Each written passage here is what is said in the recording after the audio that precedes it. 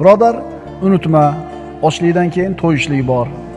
Chanqoqdan keyin qonishlik bor. Bedorlikdan keyin uyqu bor. Kasallik, bemorlikdan keyin tuzalishlik, ofiyat bor. Astagfirullah. Fa'asallohu an ya'tiya bil fathi. Shoyat Alloh g'alaba bersa yoki o'z huzuridan biror buyruqni berib qolsa. G'oyiblar qaytib keladi. Adashganlar yo'lini topadi. Mashaqqatga kirganlar bir kun kelib qutuladi. Zulmat, qorong'ulik ham bir kun albatta tarqaydi. G'amga botib qolgan kishi yaqinda yorug'lik tezligida keladigan farajni kutsin.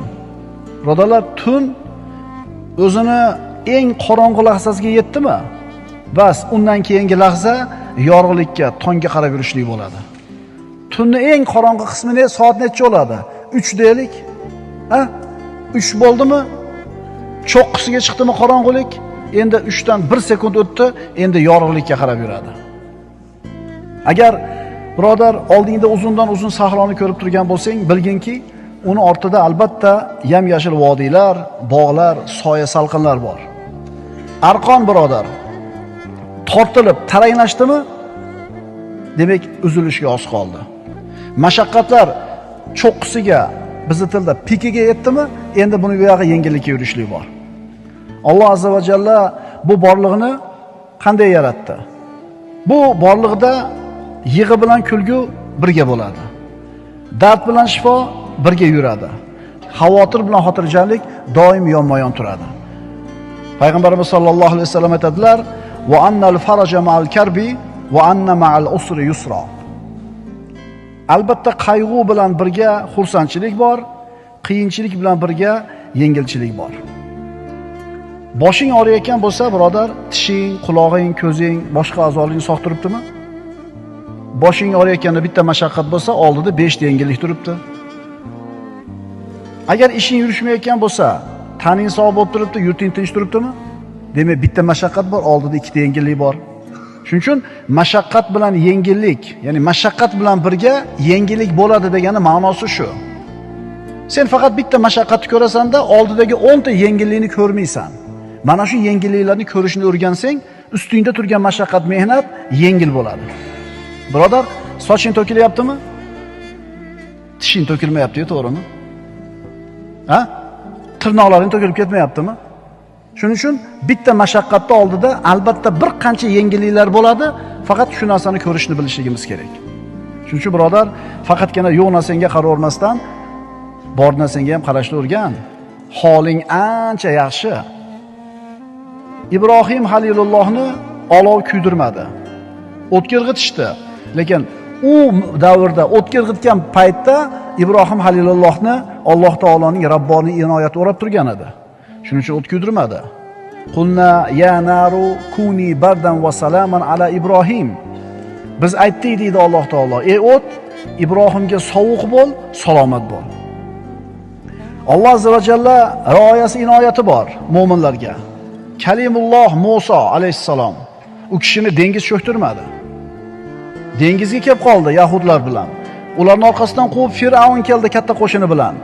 Shunda yahudlar tamom tutildik, halok bo'ldik deyishdi. Lekin Musa alayhissalom nima dedi? Kalla inna ma'i robbi sayahdin. Yo'q, men bilan birga Parvardigorim bor. Albatta u meni bir yo'lga boshlar. Alloh taolo qanaqa yo'lga boshlab qo'ydi?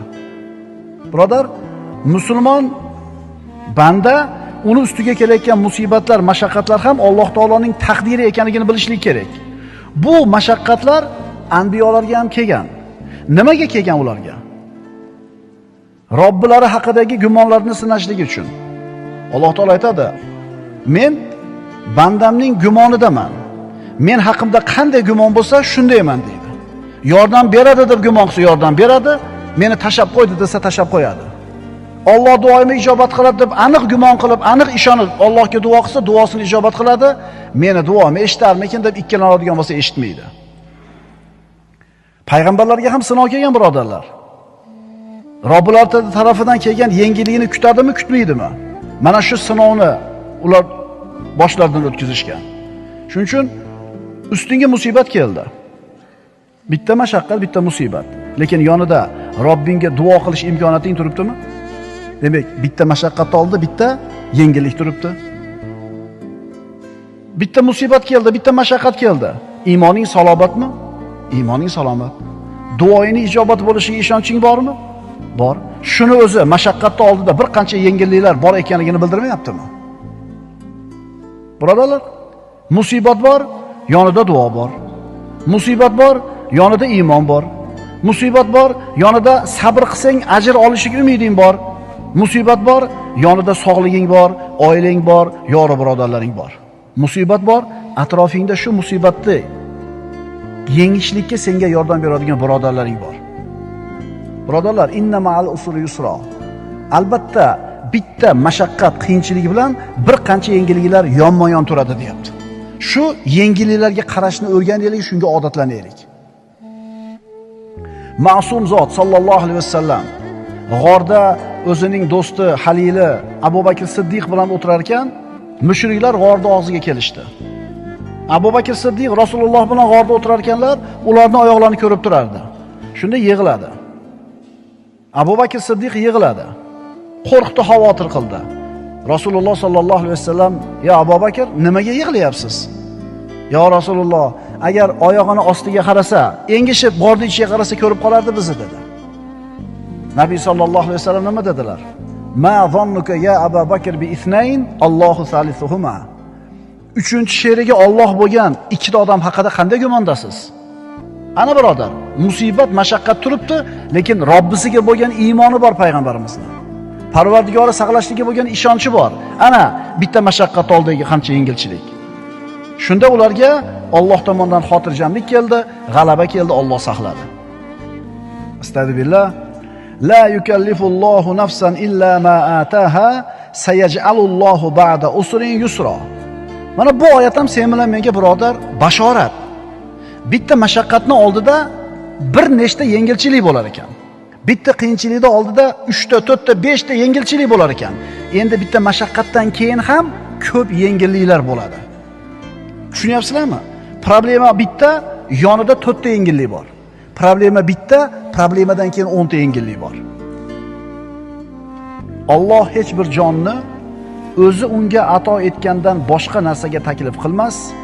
Alloh tanglik, kambag'allikdan keyin yengillik, boylikni ham paydo qilur. 5 yil, 10 yilda buyog'ida, 20-30 yilda buyog'ida qo'lida davlat to'plangan birodarlar, eslanglar-da. Shu davlat kelmay turib yo'q edi. Eplab tirishchilik qilib zo'rg'a kuningizni o'tkazgansiz. Ko'tini ko'tiga ulab, uchini uchiga ulab. O'sha kunlar bor edi. O'tib ketdi-da, endi esimizdan chiqib qoldi. To'g'rimi? 10 ming dollar bo'lsa yetadi degan kunlaringiz bo'lgan. Hozir o'sha 10 ming dollar yo'q odam aytadi, 10 ming bo'lsa yetadi deydi, xotirjam bo'laman deydi. 10 ming bo'lgandan keyin yetmagan. Keyin 100 ming berdi. O'sha 10 mingni so'ragan payti esdan chiqib qoldi. Inson esdan chiqarib qo'yadi. Bitta mashaqqatning oldida bir nechta yengillik bor va bitta mashaqqatdan keyin ham bir qancha yengilliklar bo'ladi. Faqat qaysi tomonga qarashni bilaylik, birodarlar. Bugungi kunini, naqd kunini bandalari, hozir naqd bo'lib turgan rohatini qullari, bunaqa odamlarning boshiga ozgina sinov, mashaqqat kelib qolsa, faqat siqilishni ko'rishadi. Faqat baxtsizlikni ko'rishadi. Chunki bular mana shu o'tirgan xonasini devoriga qaraydi, hovlisini darvozasiga qaraydi. U hovlining tashqarisiga nazar sola olmaydi. Bunaqalar oyog'ini tayinlilar ko'radi, sal nariroqni ko'ra olmaydi. Agar bunaqa gumrohlar ana shu to'siqning orqasiga ham qarab ko'radigan bo'lsa, mashaqqatlarning orqasida yengilliklar borligini ham tushunishar edi. Birodarlar, qiyinchilik, mashaqqat va musibatning orqasida mashaqqatlardan keyin ham bir narsa bor. Bu mushkulalar doim bo'lmaydi. Yomg'ir abadiy yog'maydi. Yomg'ir abadiy yog'maydi. Mana shu narsalarga bu gumrohlar e'tibor bera olmaydi. Xandaq g'azotini ko'ring.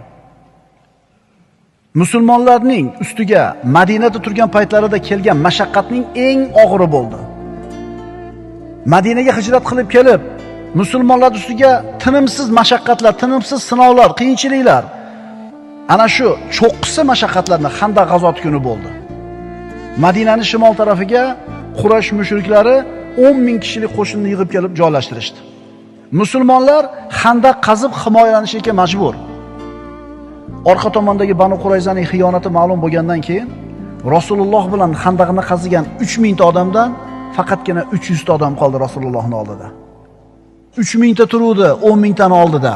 Lekin Banu Qurayzaning xiyonatidan keyin Rasulullohning oldida 3000 tadan 300 ta odam qoldi. Mana endi 300 ta odamning ustiga shunaqa mashaqqat keldi. Qattiq sovuq, qo'rquv, xavotir, ochlik mashaqqatni cho'qqisiga yetildi. Keyin nima bo'ldi? 1,5 oy qamal qilib turishdi. 1,5 oy. Ammo bu sahobalar Allohning va'dasiga, Rasulullohning va'dasiga ishonishdi, sabr qilishdi. Mushkulani eng cho'qqisi, muammoni eng kattasi qarshisida sobit turishdi. Natija qanday bo'ldi? Lam yanalu khayro. Alloh taolo ana shu mushrik bo'lgan kimsalarni noumid qaytardi. Hech qanday yaxshilikka erishmadi, qaytib ketishdi. Xandaq g'azoti nihoyasiga yetganidan keyin Rasululloh aytdilar: "La yaghzunana ba'dal yawm."